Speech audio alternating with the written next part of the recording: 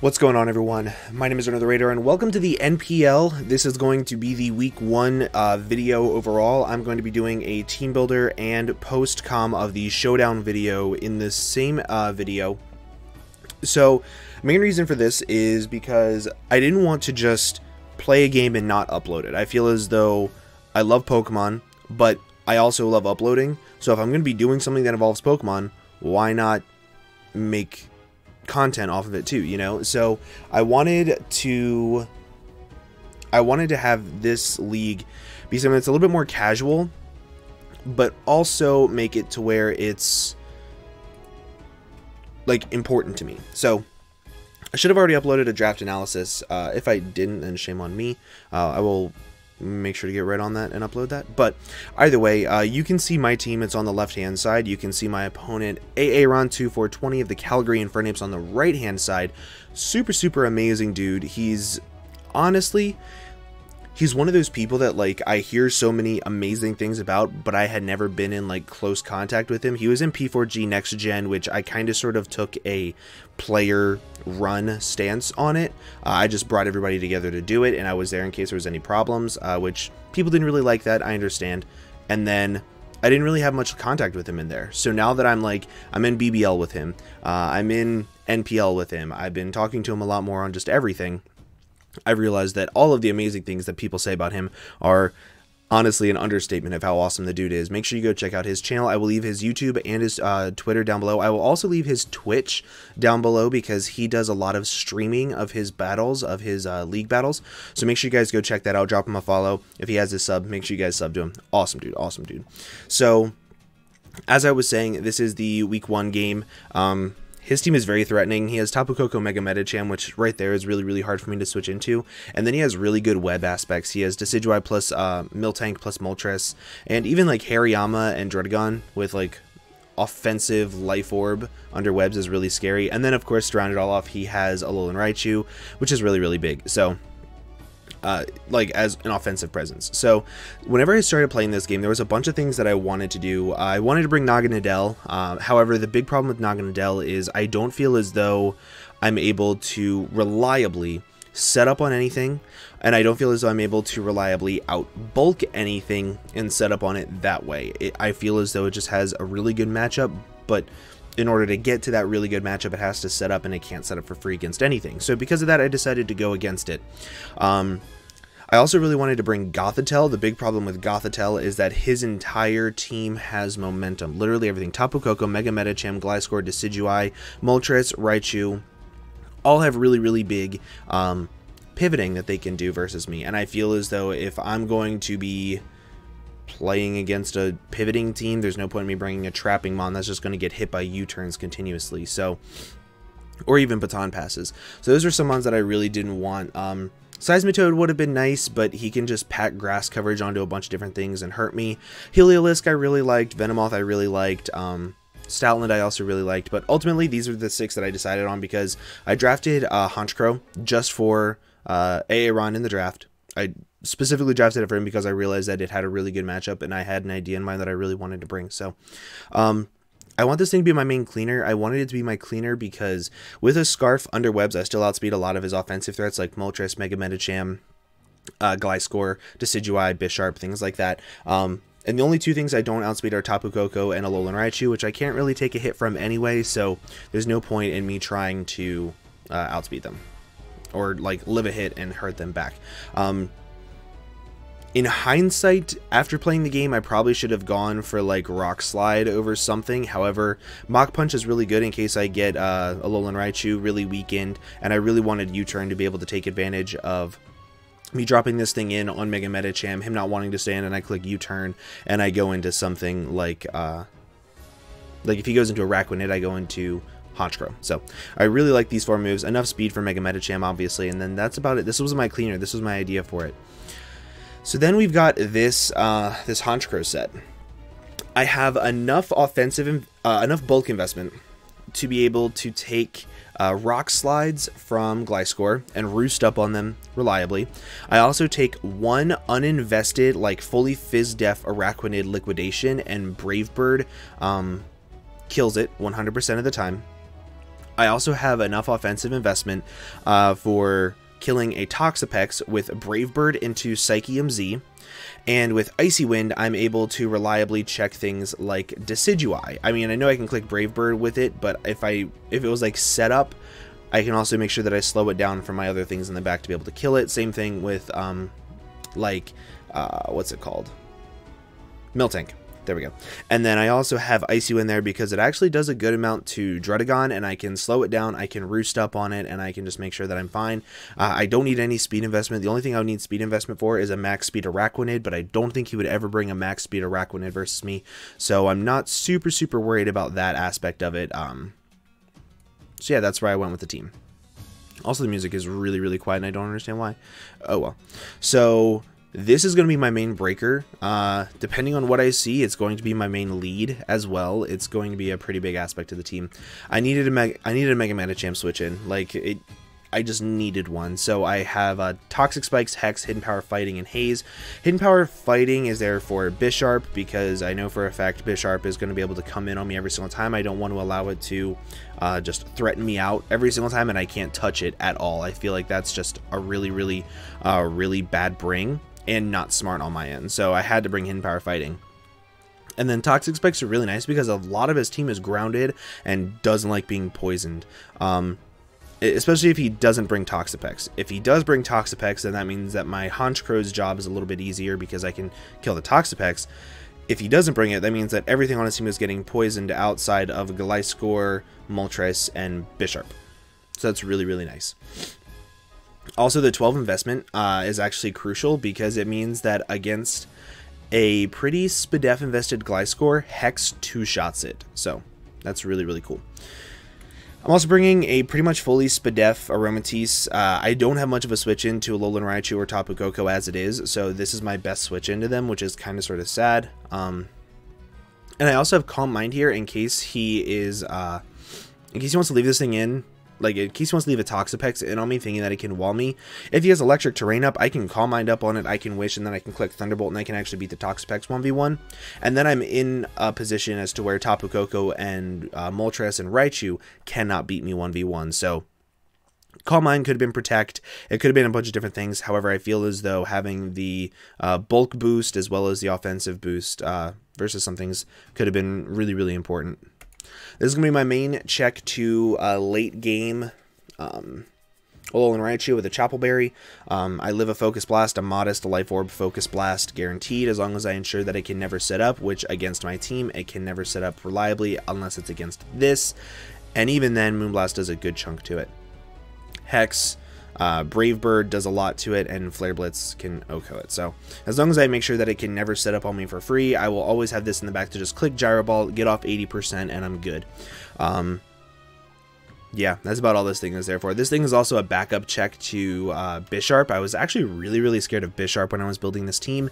It has a really good matchup. So, and then last but not least, we have Spadef, Mega T-Tar, enough investment for me to be able to kill a standard.jpg Araquanid with Rock Slide.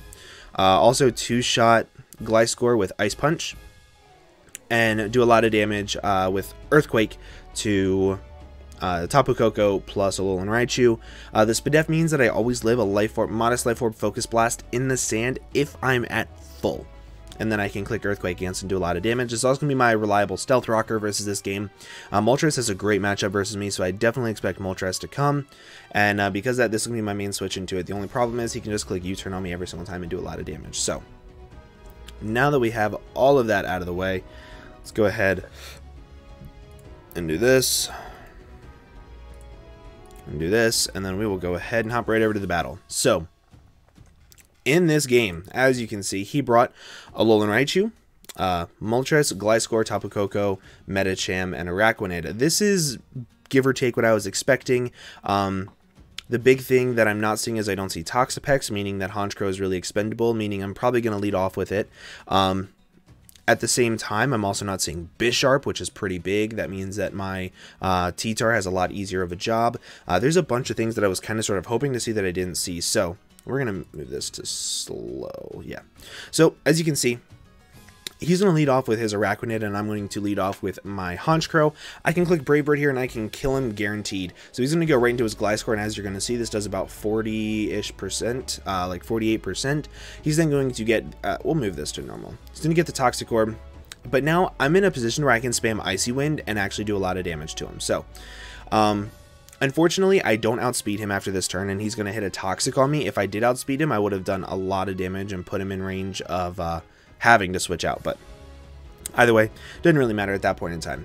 So right here, he goes into his Tapu Kokos. I click Brave Bird, expecting him to switch out, because he's not going to keep his Gliscor at like 20%, whatever it's at. I think it's at like 26% at this point. Yeah, 26%. And whenever it's a really good check to things like my T-Tar and my Infernape. So he can roost up on my walls. I'm very slow with my walls. So I did just click Brave Bird, got off a lot of damage on this thing, and that's really good. So here's what's going to happen. I'm going to go into my Aromatisse, and he is going to crit me. This is really big, really big. I can take 2 Life-Orbed, Timid Thunderbolts from this thing, guaranteed. But now, since he crit me, I can't. So that's really unfortunate, but it's whatever. I lose my Aromatisse very early, and here I'm just going to go into my T-Tar, because I know I can tank any hit that this thing wants to go for, unless it's like...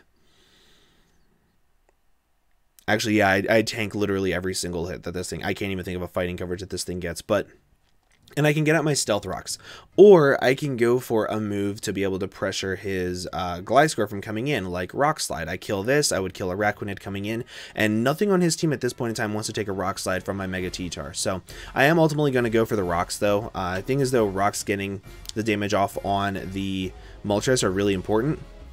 So that's what I went for. He is going to outspeed me, and he is going to be able to roost up as I click Ice Punch, and then once he is at that range of health, he's going to be able to defog away as I click Ice Punch again, and I'm going to take out the Gliscor. Now, this is pretty big.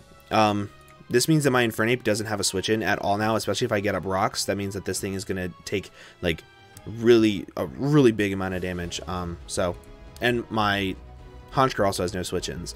So he's going to go into his Medicham, and this is fine. I have a designated switch-in as he goes for Sub. So this could be a couple different things that would be very problematic. He could be Sub Bulk Up, which would be a really big issue for my team, because at this point in time, if he bulks up enough, my Infernape can't kill it from full with Flare Blitz, so that's terrifying for me. However, with Sub, he's at 76%, he can't Drain Punch up against me, he will end up losing his Pure Power, so as of right now, I'm still okay with this matchup, even if he is Bulk Up, so that's kind of my thought process right here. As you're going to see, he's going to click Baton Pass and go right into his Moltres, and I did click Hex this turn, and Hex does a minimum 25% to this thing, so that's really good. I go right back into my designated check, which is my T-Tar, as he clicks U-Turn again, and he's going to go right back into his Mega Medicham, and this time I wanted to make sure that... So I expected him to go for a fighting move again. If he went for Sub, I'm in the exact same position I was just in, where this thing comes back in behind a Sub.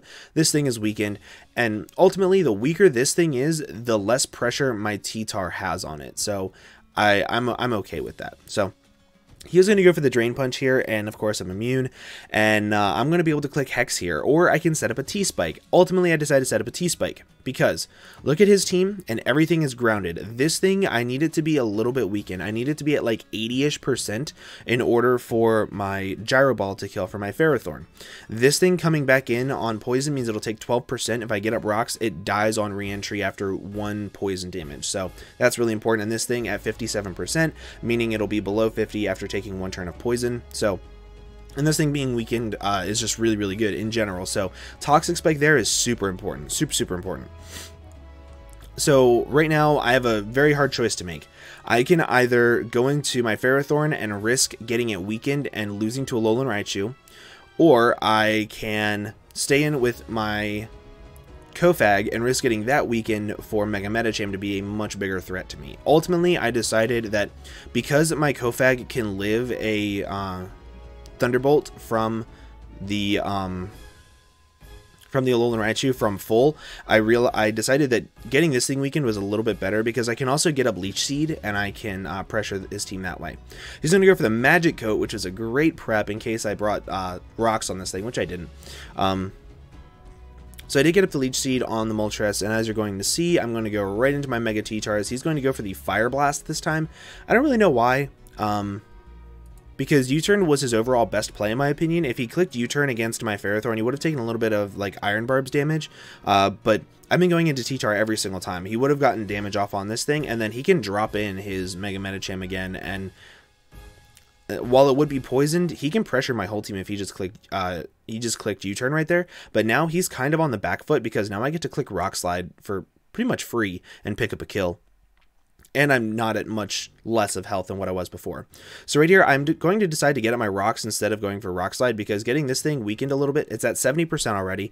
50% will put it at 20%. That's in range of Flare Blitz from my Infernape. So even with webs up, I'll outspeed it and I can kill it. So that's the big portion right there. As you're going to see, he's going to outspeed me and go for Liquidation. This is because I had no speed investment on this thing at all, which hindsight, but I needed every bit of EVs and speed if I had for Alolan Raichu. So, but now what I can do is I can go right back into my Honchkrow, I can drop in the head Honchkrow, and I can click Brave Bird, and I'm going to pick up a kill on the Araquanid. Now,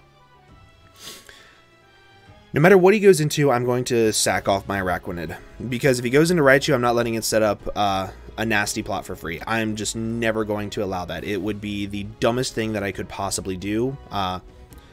Sand, Poison, Stealth Rocks, Brave Bird puts him in range of Mach Punch.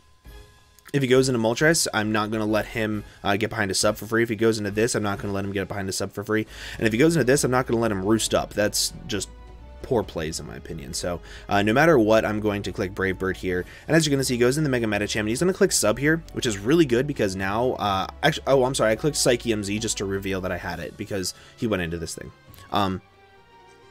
So he's going to click Drain Punch here and kill me. Not the end of the world. This thing is super, super weak. And right here, I can go into my Infernape. Now, here's my thought process with this. I can click Flare Blitz, and I can prevent his Moltres from coming out, and I can prevent his Alolan Raichu from coming out. Because his Thunderbolt won't kill me, his Psychic will. But the big thing that I wanted to prevent from coming out... Actually, U-Turn was probably my best play here now that I'm looking at it. U-Turn is probably my best play, but the way that I thought about it was I wanted his Moltres not to come out, because Moltres is something that I know I can kill with this. I don't think I can kill these two with this because of webs. So I'm going to click Flare Blitz here. Hindsight, I think it was a poor play. I think I should have clicked U-Turn there, but that's just my opinion. And right here is going to go into his Tapu Koko. He's at 12%. He can click any move, really. I go into my Kofag as he clicks Nature's Madness, which is kind of important because... that means that now, if he's Modest Life Orb Raichu, it's a roll to kill me with Thunderbolt. Actually, no, it's not, because he's in terrain. So yeah. So that's why I think I should have clicked U-Turn there. I would have been able to keep something at full health. But he's going to click Thunderbolt here and take out my Kofag, which is pretty important. But now I can go into this thing.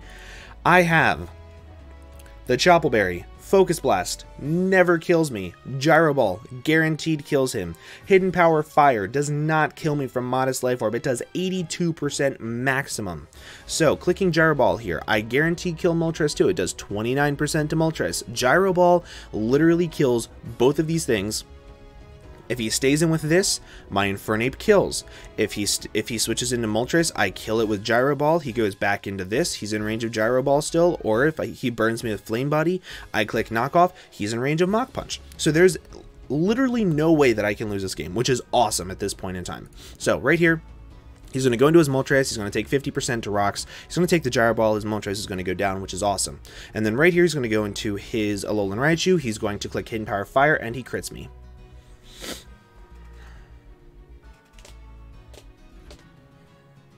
And that is where I just lost this game. And you're going to see in the chat, he says that it just cost me the game too. So he's at 32%. As you can see, I think that just won me the game. You definitely would have lived. That's unfortunate. Yep. So definitely would have lived if he hadn't crit me. Gyro Ball would have killed him. I still have an out though. I still have an out. I can crit him with Mach Punch, and that has a chance to kill him. It does 30 to 36 if I crit him with Mach Punch. So as you're going to see, I do lose some speed. I click Mach Punch and I don't kill him. And then he's going to click Psyshock on me, kill me. He's going to go down to Life Orb, and we are going to lose this game 0-0. So here's the thing. I lost the game 0-0, so I'm starting out the season 0-1-0. 0-1 neutral, which is the best that I can hope for, really. Losing week 1. I did lose because of a crit. Like Aaron even admitted to it. Like, it's obvious I lost because of that crit, but ultimately the game was still amazing. The game was still a lot of fun. At the time of playing the game, I was a little upset, but the game was still awesome. It was awesome to play Aaron for the first time. It was really, really fun. And ultimately, I think that it just made it to where we just kind of sort of solidified that our rematch is going to decide a lot. So, and we do play each other again later on in the season, but I'm super, super excited. I hope you guys did enjoy the video. If you did, make sure to leave a like down below for me. Go check out all of Aaron's links down in the description, his Twitter, YouTube, and Twitch. But with that, guys, I'm going to go ahead and get on out of here. Thank you all so much for watching, and I will see you guys in the next video. Bye-bye.